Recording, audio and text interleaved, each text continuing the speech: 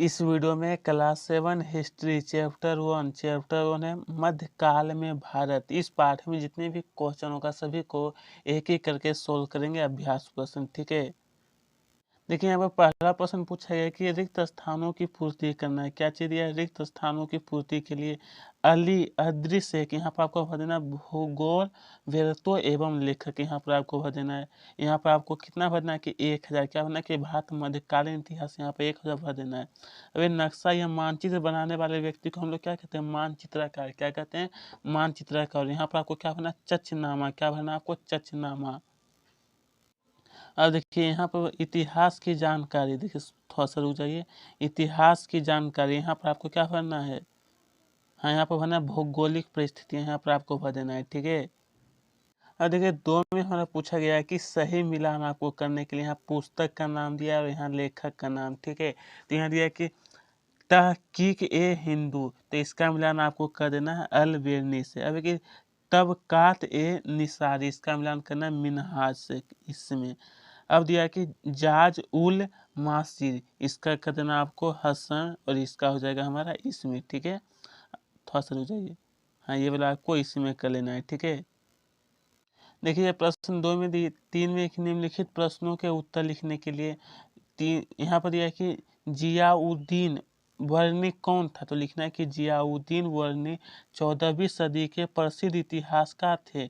उन्होंने 1356 ईस्वी से 1358 ईस्वी में 2 वृत्तांत लिखे। क्या लिखे? वृत्तांत।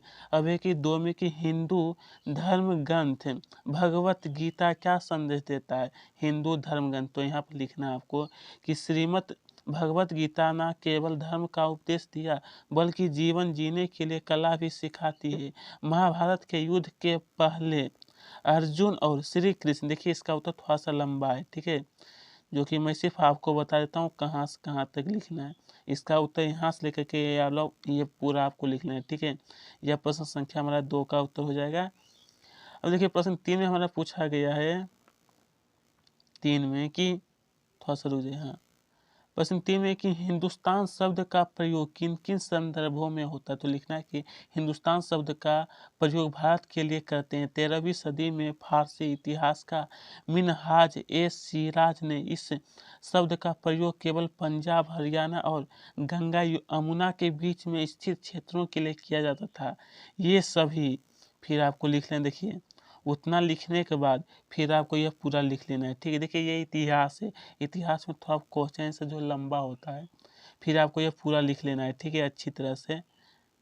अब देखिए प्रश्न संख्या 4 में हमारा पूछा गया है कि मध्यकाल में कृषि में किस नई तकनीक का इस्तेमाल किए जाने लगा? मध्यकाल कृषि में यहाँ पर पूछा गया था मध्यकाल कृषि में ने, तो देखिए इसका उत्तर ये वाला पूरा आपको लिख लेना है। ठीक है, ये पूरा आपको इस्तेमाल किया जाने लगा, पूरा लिख लेना है।